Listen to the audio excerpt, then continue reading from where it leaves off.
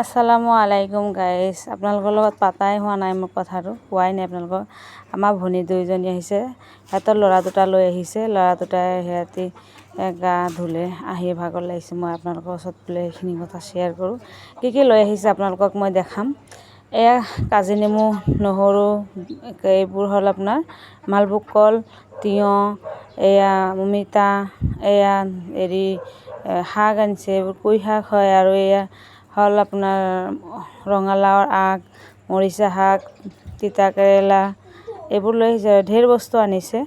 এয়া দেখি আছে নহয় আপোনালোকে পাচলিখিনি। এইখিনি আমাৰ মায়ে দি পঠিয়াইছে, ঘৰৰ বাৰীৰে পাচলি হয়।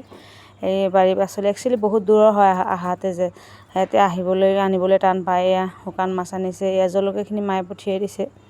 এইবোৰ বস্তুখিনি দি পঠিয়াইছে। আকৌ ঘৰৰ উখোৱা চাউল, আমাক মায়ে ঘৰত উখোৱা চাউল খায়, উখোৱা চাউল পিঠাগুড়ি দিছে। ইয়াত আকৌ জহা চাউল কেইটামান দি পঠিয়াইছে।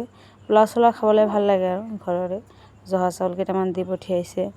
আৰু আপোনাৰ এয়া আছে চিৰা দি পঠিয়াইছে আমাৰ মায়ে বস্তুবোৰ মায়ে যিমান দিন থাকে মানুহে খাব পায়, মাক নাথাকিলে ক'ত পায়নো।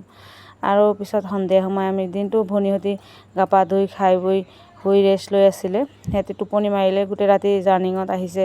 বৰপেটাৰ পৰা আহাতে বহুত দূৰ নহয় জানো। এতিয়া সন্ধিয়া সময় চাহৰ কাৰণে মই সিহঁতৰ নাস্তা ওলাইছে, সিহঁতি লৈ আহিছে বোৰ এই ভজা পিঠা, এই খুৰমা, চানা, এইবোৰ নিমকিবোৰ বৰপেটাৰ নিমকি আপোনালোকে দেখিছে, বিস্কুটৰ নিচিনা খাই, একাপ চাহৰ লগত খাই পেট ভৰি যায়। এই ভুজিয়া কেইটাও লৈ আহিছে। এইবোৰ বস্তু আনিছে। আৰু এয়া চাটুগুৰি হয়, এয়া দি বনাইছে আমাৰ মায়ে, বহুত টেষ্টি লাগে এইবোৰ খাই। এয়া আপোনাৰ গাখীৰে বনাই। মাকৰ ঘৰৰ পৰা আনিছোঁ বুলি অকলে নাখাওঁ, আপোনালোককো দিম। আপোনালোকে আহিব, আপোনালোকৰ দাৱত থাকিলে। ইমানতে আজি সামৰিলোঁ।